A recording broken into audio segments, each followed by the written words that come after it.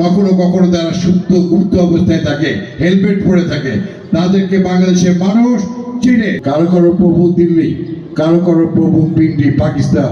বাংলাদেশের মানুষ আমরা কোনোদিন কোনো পাকিস্তানি হানাদার, ভারতীয় কোনো আকর্ষণবাদ এবং কোনো ব্রিটিশ আকর্ষণবাদ কারো কাছে মাথা নত করিনি।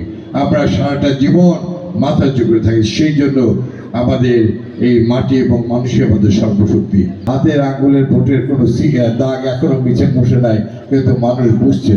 যারা বাংলাদেশের মুক্তিযুদ্ধের বীরদেরকে নিয়ে যারা সমালোচনা করেন, তারা বাংলাদেশের জনগণের শত্রু। এদেশের স্বাধীনতা সার্বভৌমত্ব রক্ষায় তাদের অতীত কোনো অবদান ছিল না, এবং আগামী দিনে জনগণের কাছে চিহ্নিত করে, যেমন তারা পুড়ে করে আস্থা করে যেমন পড়ে গেছে, ঠিক তেমনিভাবে জনগণকে নিয়েই এই সমস্ত যারা জাতির শত্রু, যারা যুগে যুগে ছিল, কখনো কখনো তারা সুপ্ত গুপ্ত অবস্থায় থাকে, হেলমেট পরে থাকে, তাদেরকে বাংলাদেশের মানুষ চিনে এবং বাংলাদেশের মানুষ তার উপযুক্ত সমর্থনের মধ্যে দিয়ে এই সমস্ত ঘৃণিত শক্তিকে ইনশাআল্লাহ আগামী দিনে প্রত্যাখ্যান করবে। এই প্রত্যাশা রেখে আমি মেজর জিয়া বলছি, বাংলাদেশের মায়ের সন্তানেরা হাতিয়ার তুলে নাও, পাকিস্তানি হানাদার বাহিনীর বিরুদ্ধে অস্ত্র তুলে ধরো, মাতৃভূমিকে স্বাধীন করো। সেই শহীদ জিয়া, তিনি এই দেশের নেতৃত্ব দিয়ে, যেমন তিনি স্বাধীনতা যুদ্ধের ঘোষণা দিয়েছেন, ঠিক বাংলাদেশের নেতৃত্ব দিয়ে সারা বিশ্বে তিনি বাংলাদেশকে একটি সবার কাছে গ্রহণযোগ্য রাষ্ট্র হিসেবে সুপ্রতিষ্ঠিত করেছিলেন। আর আমাদের নেত্রী, আমাদের গণতন্ত্রের কন্যা বেগম খালেদা জিয়া আমাদের সেই মুক্তিযুদ্ধকে সুপ্রতিষ্ঠিত করার জন্য দীর্ঘ সময় ধরে তিনি স্বৈরাচার ফ্যাসিস্ট হাসিনার বিরুদ্ধে, এরশাদের বিরুদ্ধে লড়াই করে বাংলাদেশকে পৃথিবীর মানচিত্রে আবার নতুন করে গণতন্ত্রের কন্যা হিসেবে তিনি সুপ্রতিষ্ঠিত করেছেন। প্রিয় ভাইয়েরা আমার, দীর্ঘ 17 বছর রাজপথের আন্দোলন সংগ্রামে আমাদের নেতা জনাব তারেক রহমান অঙ্কিতভাবে সৈনিক হয়ে আমাদের দেশ এবং আমাদের দলকে নেতৃত্ব দিয়েছেন। আর আমরা বিশ্বাস করি, দেশের সারা বিশ্বের এই প্রতিকূল অবস্থার মধ্য দিয়ে বাংলাদেশের অর্থনীতিকে, বাংলাদেশের মানুষের আশা প্রত্যাশা গত নির্বাচনের মধ্য দিয়ে তাকে যে বিজয় বাংলাদেশের জনগণ দিয়েছে, আর তার সে একটি বক্তব্য ছিল, সবার আগে বাংলাদেশ আমাদের জীবনে মরণে আমাদের সব কিছুতে। বিদেশে আমাদের কোনো বন্ধুর কোনো প্রভু নাই, বিদেশে আমরাই নেতৃত্ব দিই, আমরা সবার কাছে বন্ধুত্ব দিই। কিন্তু কোনো দল বিশেষ কিছু দেশের প্রতি আনুগত্য প্রকাশ করে দেশের মানুষের কাছে আস্থা হারিয়েছে।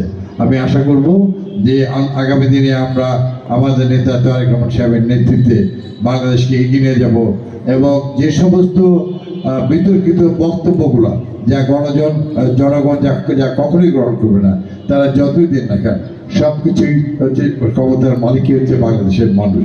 আমি আশা করছি যে আপনারা অনেক সুন্দর বক্তব্য দিয়েছেন, এবং এই বিষয়ে আমাদের দলের সুস্পষ্ট ধারণা আমরা ইনশাল্লাহ আপনাদের সামনে দেব।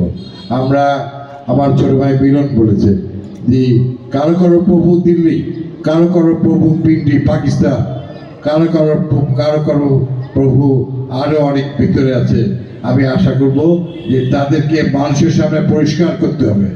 বাংলাদেশের স্বাধীনতার সার্বভৌমত্ব রক্ষায় এবং মহান মুক্তিযুদ্ধে কার কি ভূমিকা ছিল বাংলাদেশের মানুষ সব দেখেছে। আমরা বীরের জাতি, বাংলাদেশের মানুষ আমরা কোনোদিন কোনো পাকিস্তানি হানাদার, ভারতীয় কোনো আকর্ষণবাদ এবং কোনো ব্রিটিশ আকর্ষণবাদ কারো কাছে মাথা নত করিনি। আমরা সারাটা জীবন মাথা উঁচু করে থাকি। সেই জন্য আমাদের এই মাটি এবং মানুষই আমাদের সর্বশক্তি। আমি রাজশাহী মহানগর বিএনপির এই সুন্দর স্বাধীনতা দিবসের তারা সুন্দর অনুষ্ঠান আয়োজন করায় আমি তাদেরকে আন্তরিক ধন্যবাদ জানাচ্ছি।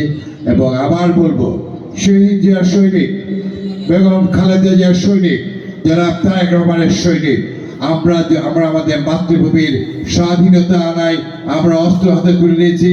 আমরা বাংলাদেশের মানুষকে আগামী দিনে শান্তিতে থাকার জন্য আমরা আমাদের সরকার যে উন্নয়নের প্রকল্পগুলি নিয়েছে তার সততা, নিষ্ঠা, দেশপ্রেমের মধ্য দিয়ে তাদেরকে এই দেশের জনগণকে আমরা এগিয়ে নিয়ে যাবো।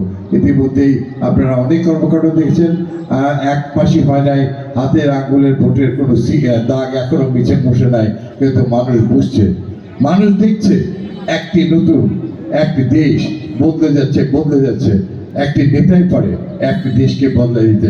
সেই নেতাই আজকে চলার পথে, আজকে হচ্ছে সংসদে, আজকে দলে, সব জায়গায় তিনি শহীদ জিয়া বেগম খালেদা জিয়ার প্রতিচ্ছবি হয়ে জনগণের হৃদয় জয় করেছেন। তিনি হলেন আজকের প্রধানমন্ত্রী জনাব তারেক রহমান।